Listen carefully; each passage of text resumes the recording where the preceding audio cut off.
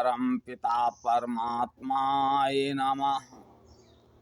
ओम परम पूजनीय आदिशक्ति वेद माता गायत्री नमः। ओम परम पूजनीय ब्रह्म ऋषि विश्वामित्र गुरुदेवाय नमः। ओम परम पूजनीय युग ऋषि श्री राम शर्मा आचार्य गुरुदेवाय नमः। ओम भूर्भुवः स्वः तत्सवितुर्वरेण्यं भर्गो देवस्य धीमहि धियो यो नः प्रचोदयात्। उस प्राण स्वरूप दुखनाशक सुख स्वरूप श्रेष्ठ तेजस्वी पापनाशक देव स्वरूप परमात्मा को हम अपनी अंतरात्मा में धारण कर रहे हैं। वह परमात्मा हमारी बुद्धि को सन्मार्ग में प्रेरित करे। हे परम पिता परमात्मा, तुम्हारी जय हो। सच्चिदानंद भगवान तुम्हारी जय हो। अपनों से अपनी बात। विश्व कल्याण के लिए सबसे श्रेष्ठ आदिशक्ति माता गायत्री का चिंतन।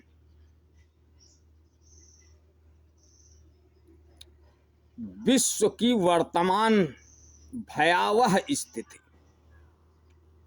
का उल्लेख प्रकारांतर से अनेकों बार किया जा चुका है। मनुष्य स्वयं ही इस स्थिति का निर्माता है। विवेक, बुद्धि, कर्म करने का स्वतंत्र अधिकार, इन दो उपहारों को एक साथ बांधकर सृष्टिकर्ता ने मनुष्य को दिया था और आशा की थी कि इस विवेक सम्मत कर्मों के द्वारा वह अपना और विश्व दोनों का कल्याण करेगा। सुख शांति से भरा जीवन स्वयं भी जिएगा और दूसरों को भी जीने देगा, किंतु उसे पशुओं की प्रवृत्ति अधिक आकर्षक लगी। अतः उसने पशु जीवन का स्वार्थवाद और आतंकवाद भी अपना लिया। मानसिक नीचता अपना ली और अपनी बुद्धि को विवेक से अलग कर इन्हीं प्रयोजनों में लगा दिया। कल्याणकारी विवेक का त्याग कर मनुष्य आज अकल्याण का जीवंत स्वरूप धारण किए हुए है। धन वर्चस्व सुविधा सब मेरे लिए, आत्म कल्याण का इतना ही अर्थ अब उसके लिए रह गया है। अर्थ के इस अनर्थ ने ही अनगिनत समस्याएं उत्पन्न कर मानव जाति को महाविनाश के कगार पर धकेल दिया है। मनुष्य बनाया तो गया है, शरीर, मन और हृदय, इन तीन अवयवों को मिलाकर, किंतु आज इसके लिए शरीर और उससे संबंधित उपलब्धियां ही महत्वपूर्ण रह गई हैं। आर्थिक विकास ही मनुष्य का एकमात्र लक्ष्य बन गया है। इन्हें हस्तगत करने के लिए सद्विचार और सद्विवेक की औचित्य और मानवीयता तक की बलि चढ़ा देने से उसे बिल्कुल ही हिचक नहीं होती। नीचता की पराकाष्ठा क्रश कर गया है, पार कर गया है। कहना न होगा कि सद्विचार और सद्भाव की पूर्ण रूपेण उपेक्षा ने ही आज स्वार्थ और नीचता को हावी हो जाने का अवसर दिया है। स्वार्थ और नीचता ही नहीं, आज ही अनगिनत समस्याओं को जिम्मेदार केवल मन और भाव क्षेत्र हृदय की विकृतियां हैं। इन विकृतियों के कारण ही आत्म कल्याण की चाह और विश्व कल्याण की भावना ओझल होती जा रही है और व्यक्ति में तनाव तथा विश्व में संघर्ष व बिखराव की भयावह स्थिति निर्मित हुई है। ये सब नकारात्मक सोच की वजह से। इन दो मूल कारणों मन और हृदय की विकृतियों को विश्व स्तर पर दूर करने पर ही विश्व का तमस छंट पाएगा और उज्जवल भविष्य का सपना साकार हो सकेगा। अतः धन आदि स्थूल उपलब्धियों के साथ साथ श्रेष्ठ विचारणाओं तथा भावनाओं के अर्जन का मार्ग प्रशस्त करना आज की सर्वोपरि आवश्यकता है।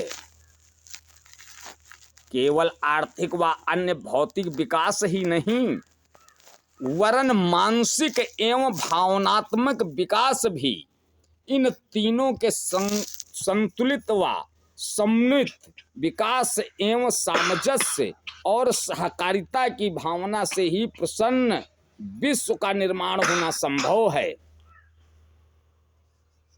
आत्म कल्याण तथा विश्व कल्याण का चिंतन करने वाले प्रत्येक श्रेष्ठ जन को तथा स्वयं सेवी संस्थाओं को यह तथ्य समझ ही लेना चाहिए कि विचारणाओं तथा भावनाओं को निर्मल और उदार बनाए बिना आत्मिक उत्थान, शांति और कल्याण कभी संभव नहीं है।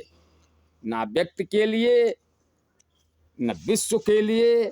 आत्म कल्याण और विश्व कल्याण का मार्ग वैचारिक भावनात्मक निर्मलता से होकर ही जाता है, अन्य कोई विकल्प नहीं है। आप अपनी विचारधारा को बदलिए। आप में अगर साहस नहीं है, आप में उत्साह नहीं है, आप में उत्साह की कमी है, अज्ञानता की कमी है, आप परम पूजनीय आदिशक्ति वेद माता गायत्री युवा वाहिनी से जुड़ें। आपका साथ में अन्य लोगों का उत्साह बढ़ेगा, आत्मबल बढ़ेगा और अज्ञानता दूर होगी, जिससे सब मिलकर के विश्व कल्याण के लिए आगे बढ़ चढ़कर कार्य करेंगे। आशा करता हूं आप लोग अपनी मानसिक विचारधारा को बदल के अपना आत्मिक विकास और लोक कल्याण की भावना के साथ परम पूजनीय आदिशक्ति वेद माता गायत्री से जुड़कर मानवता के लिए कुछ काम करेंगे। ओ